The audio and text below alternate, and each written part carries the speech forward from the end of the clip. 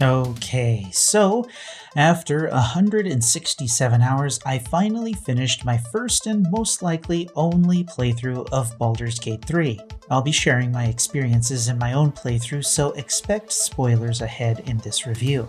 The replayability the game offers is simply the same as watching a movie in the theater for the first time and then watching the director's cut later on. You know what's going to happen, you know how things are going to play out for the most part, and you know how it's going to end, even if it's colored a little bit differently by the new choices you might make in a different playthrough. However, even with its flaws, it is truly a foundational game of its genre, a testament to the potential of the modern gaming landscape and the example that many games, regardless of genre, are going to be compared to for years to come. From now on, games will be compared to Baldur's Gate 3, but not for the reasons you expect, because even for all of its wondrous achievements, it's still an incomplete and unfinished masterpiece. Let's start with the bad news and then clean it up with what makes the game great. In an RPG, collecting items is one of the hallmarks of the genre. Items either make you more powerful or they enhance your characters in various ways. But since Baldur's Gate 3 gives you the freedom to create possibly hundreds of race and class combinations, the loot for those classes becomes the reason to choose a class rather than choosing a class based on the class and subclass itself. In my playthrough, I wanted to use hand crossbows as my primary weapon, as a monk, oddly enough. However, with only 2 unique hand crossbows in the game and the disingenuous statement of monk weapons are weapons with which you have proficiency, my build idea became less viable. Instead, once I found a fantastic short sword and dagger, the build shifted to the standard Shadow Assassin. This was of course fine and quite a bit of fun, but it was the weapons that were available in the game that dictated the builds in my playstyle, not the other way around. So, since builds are defined by weapons and gear, the only way to test builds was to hoard every piece of gear you stumbled upon to test later on, which leads directly to the first problem I had with the game: its inventory system. By the end of the game, I had a chest and inventory full of junk I wasn't using or couldn't use, gear that needed something else to be good or a dedicated build to be useful. And while hoarding items is a personal problem, having a way to organize it built into the game is not. The game consistently alluded to an item I was desperately waiting for: the bag of holding, so I could eventually carry all of these items with me to test in the field without needing to go back to camp and swap gear and swap build every single time I wanted to try something new. And particularly exploding barrels. I was dying to put them all in a bag of holding to use at the most opportune time, primarily against the end boss. But even though the bag of holding is one of the most famous items in Dungeons & Dragons, there wasn't one. At least one that hasn't been found as far as I can tell. Modders will eventually fix the inventory system. There's already a bag mod that creates various chests and bags that are easily identifiable and have a bit more functionality on top of that. But for this to be a problem that modders need to solve, rather than something taken care of in advance by Larian, isn't exactly a good thing. At least, not in a game that isn't supposed to be modded. Second were all of the loose ends I couldn't find, either through my own inability to follow clues or that they were simply unfinished. I took particular interest in Maul since I was running a thief. I wanted to see what ended up happening with the character once she reached Baldur's Gate and sold the idol of Sylvanas.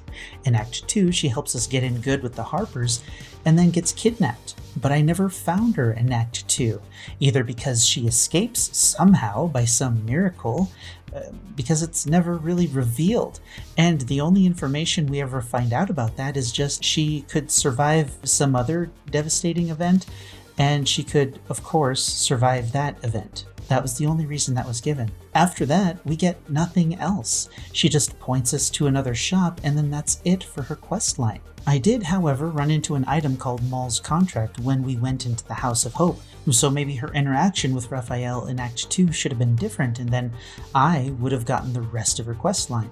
But without another playthrough, I will never know. Next, I helped Marina escape and took the hag flesh, but beforehand, I took specific dialogue options that kept her brothers from dying in the swamp. During our conversation, Ethel said that they were already in Baldur's Gate and we could see for ourselves, but I never did find them. Additionally, we find letters from M to Ethel, and I always thought we'd run into another hag besides Ethel, or in letting her go we'd end up fighting two hags at the same time, which is a terrifying thought. But no, we wind up fighting a watered-down hag fight with Ethel that highlighted a mechanic that we'd see in many more fights in Act 3. Remove the surrounding things that buff the main enemy before you can kill the main enemy. However, the most fun side quest that I was really looking for more closure on was with this cute little guy. Here's the only interaction I could find. It was another day in the City of Lies, Baldur's Gate, where the people begged for justice until they starved. Two heroes were fated to cross paths that day. Their eyes met. Destiny was calling. Strangers? Only in a fool's definition of the word. It was the start of something incredible. Two heroes on the hunt for justice, no matter the cost. All the Tall One had to do was say yes. The Tall One had passed the first test. The second would come when they were ready, and not before. When would they be ready? Only the Tall One and Fate truly knew. Upon their return, the cat couldn't help but wonder whether the Tall One had finally decided how their die would be cast. Imagine going on a quest of justice with this cat in the lower city. It would have been so much fun. But unfortunately, that's when the realization hit me. Act 1 had years of polish and tweaking to work through. And while those mechanics and systems were implemented into Act 2 and 3, it was done without the same level of testing and polish. This of course meant that content had to be cut from the game in order to make their original deadline, even before they decided to move it to avoid a simultaneous release with Starfield. You can search Reddit for a list of cut content to see just how much of the game is actually missing, including the entirety of the upper city. The third, and most disappointing for me, is that because of the content cut from the game, your choices don't really matter in the end because there are two endings, just with several flavors of each. The Absolute wins and you're unchanged and a Lithid or a Ballspawn, or the Absolute loses and you're unchanged and a Lithid or Ballspawn. You only get one cutscene if the Absolute wins and you end up on a throne, but you get all the variations between if the Absolute loses. In my playthrough, I romanced Lae'zel, and in the end she either left to free her people or she stayed behind. The reason this is a problem is because there's a dialogue option that's presented instead of an outcome that's dependent on all of your choices up until that point. In my opinion, it would have been better for the end to play out without any input from you to see the characters make their own choices based on your adventure together. Like Orpheus asks Lae'zel to come with him to free their people, but then she instead refuses of her own volition and chooses to stay with you, just as she asked of you in an earlier romance scene. A less important instance is that of the Kuo-toa. I was really excited to find out what happened to them in the later acts once I became Ma Klun Pa, but I only found a few of them as zombies in Act 2, and in Act 3, instead of finding the Kuo-toa and having choices or options that make themselves available because of your actions in Act 1, we find that the water monsters of the act are Sahuagin instead. This is a huge missed opportunity since they could have been part of a quest dealing with the Wave Mother and her people, leading to an underwater adventure, or you can talk through that rescue scene where you have to deal with the Sahuagin, or at the very least, a level of power gained thanks to the prayers of the Kuatoa that would manifest through the completion of their quest in the same way that they manifested Boal. But because we're missing the entirety of the upper city, we're missing important quest flags, which mean we will fail any quests that were meant to go through the upper city in order to complete.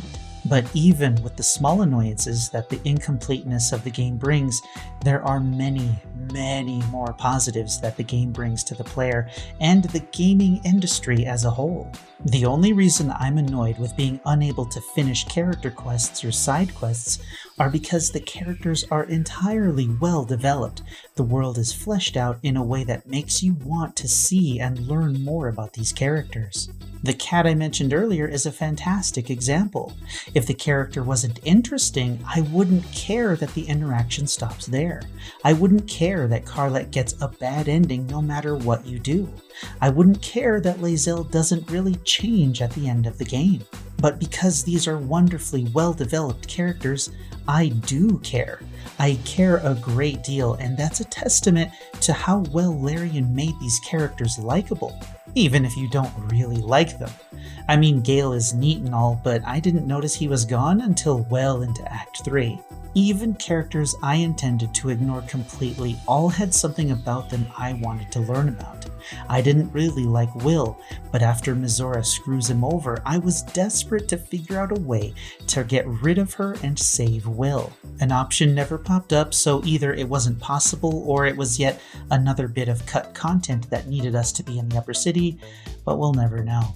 A good story depends on good characters, and Baldur's Gate 3 has characters I'll remember long after I've stopped playing this game. Next are the choices in Act 1 that do actually affect what you do in Act 3.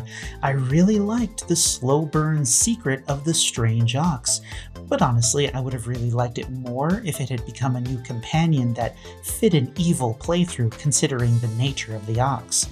But letting it participate in the final battle was absolutely amazing. Choosing to save Mayrina or not will lead you to a new quest and a legendary item in Act 3. Unfortunately, there's no way to see whether you can still get it or not without going through the game again, making the choice to let the hag take Mayrina. I think if you kill the hag, she magically comes back, so there might be something there. Maybe Ethel will even help you in the final fight. That would be really interesting. Aside from Mayrina, there are the obvious choices like saving or killing Karlach, or siding with Minthara and taking out the tieflings in the name of the Absolute. Those choices shape the adventure and give you different paths to go through. My main concern with that, though, is because items are so important to a build, what items are locked behind NPCs and dialogue choices? Can you get certain items for your build regardless of the choices you make?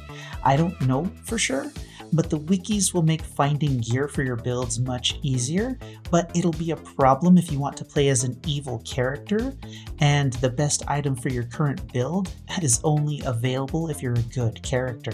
I'm getting off topic, but the paths that Larian did implement in the game are really well done, and they feel satisfying to work through. Lae'zel's romance is particularly satisfying for me. Watching this hardened, unfeeling Githyanki watch the sunset and understand the beauty in the world is a fantastic scene and solidified my appreciation for the character and her adventure.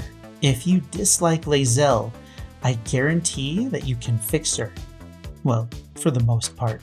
If we get away from the story of Baldur's Gate and look at its functionality as a game, it brings the feeling of playing tabletop D&D to the video game format in a faithful and satisfying way. Rolling the dice gives the same feeling as it does on tabletop, although the fear of failure is greatly diminished because you can simply quick save before you make a choice. The classes work as well as you expect them to, and choices you have to make in the game do have dialogue options that reflect your race and class that give you the option to roleplay in moments according to your choices, and sometimes leads to hilarious and ultimately dangerous situations. Flexibility is where the game fails to match the tabletop game, but the technical limitations of programming options compared to the limits of a dungeon master's imagination are literally impossible to achieve. This might be a different story if the D20 system is created as a base and some AI dungeon master is created that can imitate that limitless imagination, but it will be a very long time before we see anything like that in gaming. But the most important thing Baldur's Gate has is the one thing that Larian didn't put into the game. Microtransactions that you would expect, like dice skins, races, classes, companions, and maybe even the missing bag of holding, are deliberately missing from the game. They provided players with a game that is as complete as they could provide, and the content that is noticeably missing from the game is simply unfinished instead of being locked behind the paywall of a paid DLC. I fully expect an update years down the line that implements more of that unfinished content into the full release, because Larian can't be satisfied with the experiences players are having right now. They'll want players to experience the full version, the full vision that they had for Baldur's Gate 3, and will provide the missing content to players in order to accomplish that.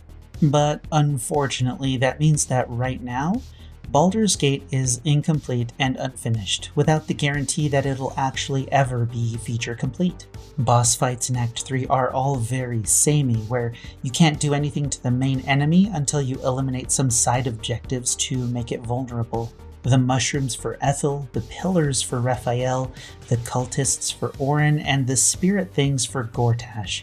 The Raphael fight was absolutely amazing until I used the irresistible dance on him as an experiment, and it kind of trivialized the fight for me. But the rest of those fights were uninspired and boring when you compare them to the fight against Ketheric in Act 2, which was utterly amazing and terrifying. It's my belief that with more testing and planning and then more time to cook Act 3, the fights would have improved, or the order in which everything felt as good as the Ketheric fight did. This unfinished aspect of the planning of the endgame also leads me to believe that the brain being the ultimate bad guy was also kind of tropey nonsense. It was me all along. Tropes can be done well with proper planning, and they can be utterly devastating revelations when done well. Unfortunately, that's not really the case here. Fight Club and, oddly enough, Interstellar are movies that do this exceptionally and surprisingly well. Sadly, even in early access, I caught myself wondering if we were going to fight an elder brain, because where else would the tadpoles come from, along with the psychic connection that we have with the other infected? It made sense that we were part of a hive mind, but protected by the artifact. Destroying the brain could have been the first thing we do, leading to the ultimate fight against all three of the Chosen Three. Maybe they return as avatars as the Dead Three, one final time to destroy you for stopping their plans. There are so many other ways that the ending and surprise revelations could have been handled, but their cheesiness and tropiness is a result of Larian's time constraints, not their imagination. Once again, the Ketheric story and fight are testaments to what Baldur's Gate could have been with the same amount of care given to Gortash, Orin, and the brain. But the reality is that what we have is unfortunately an unfinished product. The bright side is that this unfinished game is leagues better than many other completed offerings that other game companies have tried to pawn off on players desperate for a good game. With more time, Larian can choose to complete the game or leave the game as it is, and regardless of their choice, the game will still be a fantastic experience for many players. This is because Larian still accomplished their goal. They made an amazing Dungeons & Dragons game based around a franchise they loved, and over 800,000 players responded, with playtime hours reaching over 10 million hours combined. Whether the sales and that playtime continue to grow is anyone's guess, but considering the unfinished nature of the game, one main playthrough and one other playthrough of the evil side, or choices you didn't make in the main playthrough, will be what the majority of players find themselves participating in. And that's what we find at the end of this review. A studio with the potential to have a Game of the Year due to what they accomplished, a community with a shining example of what a non-predatory game looks like these days, and a game that has established itself as an incomplete and unfinished masterpiece. Let me know what you thought of this review in the comments below and how many playthroughs you plan on making in the game. I'll probably do one more evil playthrough one of these days, but with Starfield just a week away, it might be a very long time before I get around to it. Maybe I'll pick up my dice again when the devs actually finish the game. But until then, like the video if you liked the video, dislike it if you disliked it, and until next time, I'm Space Coconut, and you're welcome.